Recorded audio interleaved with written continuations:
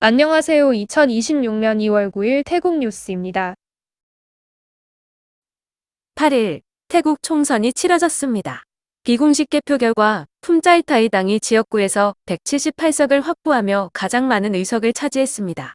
국민당은 70석, 푸어타이당은 67석, 끌라탐당은 59석, 민주당은 11석을 얻었습니다. 정당 명부 투표에서는 국민당이 215만 표로 1위를 기록했고 품자이타이당과 푸어타이당이 뒤를 이었습니다. 지역별로는 난과 북부 일부에서 판도가 바뀌었고 방콕에서는 국민당이 33개 선거구 중 32석을 차지하며 압도적인 지지를 확인했습니다. 이번 총선은 품자이타이당의 전국적 확장과 국민당의 수도 장악이 두드러진 결과로 평가됩니다. 8일 총선 직후 품자이타이당이 공식 페이스북을 통해 국민들에게 감사 인사를 전했습니다. 당 대표 아누틴 찬이라군의 사진과 함께 모든 표에 감사드립니다라는 메시지를 올리며 이번 선거에서 후보와 당을 지지해준 모든 유권자들에게 고마움을 전한 겁니다. 아직 결과가 공식 확정되진 않았지만 당은 전국적인 성과를 거둔 뒤 지지층과 국민에게 직접 감사를 표하며 앞으로의 정치 행보에 대한 기대감을 높이고 있습니다. 미국 경제 전문 매체 블룸버그가 태국 총선과 경제 전망을 분석한 기사를 내놨습니다. 블룸버그는 지난 20여 년간 이어진 정치적 불안정과 구조적 문제로 인해 태국 경제가 흔들리고 있으며 개혁 없이는 2050년까지도 고소득국 진입이 어렵다고 지적했습니다. 태국은 성장 둔화와 부채 증가, 불평등 심화, 노동력 감소 등 복합적인 문제에 직면해 있습니다. 코로나19 이후 경제 성장률은 연평균 1%에 그쳤고 같은 기간 베트남과 인도는 40% 이상 성장했습니다. 전문가들은 잦은 정권 교체와 단명한 민간 정부가 장기 정책 추진을 가로막고 있다고 분석했습니다. 또한 상위 5% 기업이 전체 매출의 85%를 차지하는 독점 구조, GDP 대비 66%에 달하는 공공부채, 낮은 외국인 투자율 등도 태국 경제의 발목을 잡고 있습니다. 아세안 플러스 3 거시경제연구소는 개혁 없이는 태국 경제가 하향 곡선을 벗어나기 어렵다며 경고했습니다.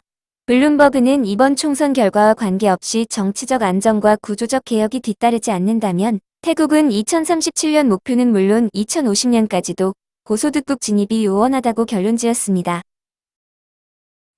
태국에서 총선을 앞두고 유권자 매수 의혹 사건이 잇따라 발생했습니다. 지난 2월 7일 밤 라차부리주 반봉군에서는 현금과 유권자 명단을 소지한 남성 3명이 군경 선관위 합동 단속반에 의해 체포됐습니다. 같은 날 수라타니 깐자나디군에서는 특정 후보의 선거운동원 6명이 현금 약 10만 바트과 유권자 명단을 소지한 채 적발됐습니다. 경찰은 이들에게 선거법 위반 혐의를 적용하고 수사를 확대하고 있습니다. 또 치앙라이에서는 전 지방의회 의원 출신 남성이 차량에서 현금 6만여 바트과 주민 명단을 가지고 있다가 검거됐습니다. 그는 주민들에게 금품을 나눠 특정 후보 지지를 유도하려 했다고 자백했습니다. 경찰은 이번 사건들을 중대한 선거 범죄로 규정하고 압수된 현금과 명단을 토대로 추가 연루자와 조직적 개입 여부를 조사하고 있습니다. 7일 오후 2시경 방콕 파야타이 지역에서 엘리베이터 추락 사고가 발생했습니다. 5층 건물 외부에 설치된 엘리베이터가 4층 높이에서 떨어지면서 28세 여성 1명이 부상을 입었습니다. 소방과 구조대가 즉시 출동해 피해자를 구조했고 건물 관리팀의 도움으로 병원으로 이송됐습니다. 다행히 생명에는 지장이 없는 것으로 전해졌습니다. 방콕 가속교차로 인근 공사 현장에서 크레인 붕괴 사고가 발생했습니다. 2월 7일 오전 10시 27분 신축 건물 공사장에서 타워 크레인의 팔 부분이 부러져 추락하면서 미얀마 노동자 2명이 크게 다쳤습니다. 40세 여성은 다리에 부상을 입어 병원으로 이송됐고 50세 남성은 머리와 얼굴에 중상을 입어 심정지 상태에 빠졌지만 구조대의 심폐소생술로 의식을 되찾아 경찰병원으로 옮겨졌습니다. 당국은 즉시 공사를 중지하고 현장 출입을 통제했으며 사고 원인과 책임 규명을 위한 조사를 진행하고 있습니다. 주민들은 잦은 공사 진동과 반복되는 크레인 사고의 불안을 호소하며 안전관리 강화를 촉구했습니다.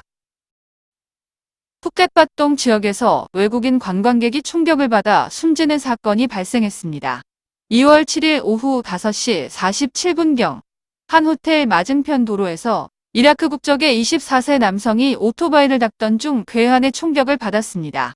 피해자는 병원으로 옮겨졌지만 끝내 목숨을 잃었습니다. 범인은 헬멧을 착용한 채 오토바이를 타고 도주했으며 현장에는 탄 피와 혈흔이 남아 있었습니다. 경찰은 CCTV 영상을 확보해 수사에 착수했고 용의자가 검은 티셔츠와 청바지를 입고 검은 빨간색 혼다 클릭 오토바이를 이용한 것으로 확인했습니다. 현재 경찰은 용의자를 신속히 검거하겠다고 밝히며 이라크 대사관과 협조해 피해자 가족에게 사건을 알린 상태입니다. 푸켓 인근 해역에서 파나마 선적 화물선이 침몰 위기에 처했지만 해군이 승조원 16명을 모두 구조했습니다. 사고는 꼬끼오노이 섬 인근에서 발생했으며 해군은 즉각 군함과 항공기를 투입해 구조 작업을 진행했습니다. 구조된 승조원들은 모두 안전하게 육지로 이송됐고 당국은 기름 유출 가능성에 대비해 오일 펜스를 설치하는 등 환경 피해 방지에도 나서고 있습니다. 지난달 나코나 차시마에서 발생한 크레인 붕괴 철도 사고로 숨진 여성의 보상금 분배와 아동 양육권 분쟁이 검찰 조정으로 마무리됐습니다. 피해자는 불이람 출신의 28세 여성으로 사고 이후 궁영철도와 시공사 측에서 153만여 밭의 보상금이 지급됐지만 친가와 외가 사이에 갈등이 이어졌습니다. 검찰청 인권법률지원부가 양측을 소환해 5시간 넘게 협의를 진행한 끝에 아동은 친가 측과 함께 살기로 결정했고 남은 보상금은 절반씩 나누는 것으로 합의가 이루어졌습니다. 외주부는 이미 지급한 20만 밭 외에 추가로 18만 5천 밭을 전달했습니다. 검찰은 이번 보상금이 상속재산이 아닌 국가의 특별지원금으로 피해자의 직계 유족인 아동과 부모가 동등한 권리를 가진다고 설명했습니다. 앞으로 지급될 추가 보상금도 동일하게 분배해야 한다고 밝혔습니다.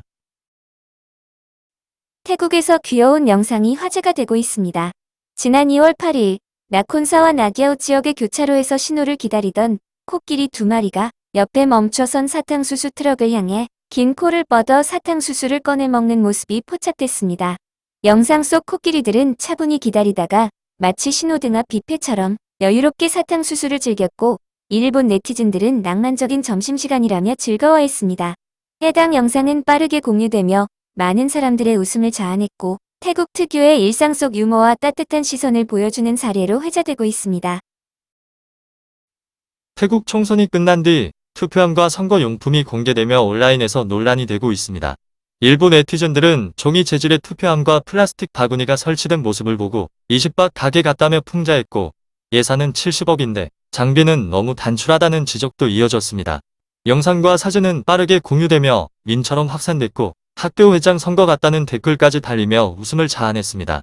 하지만 동시에 70억 밭 규모의 선거 예산과 실제 장비의 모습이 대비되면서 예산 집행의 투명성과 효율성에 대한 국민적 의문이 다시 제기되고 있습니다.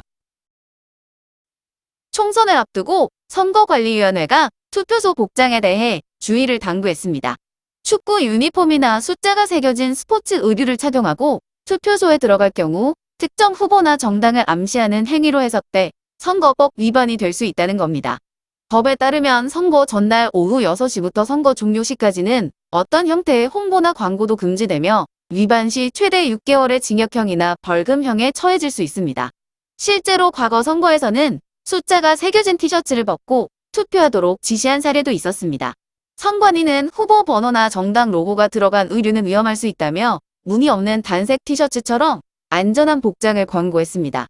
혹시 실수로 축구 유니폼을 입고 왔다면 집으로 돌아가 갈아입는 것이 가장 안전하다고 강조했습니다.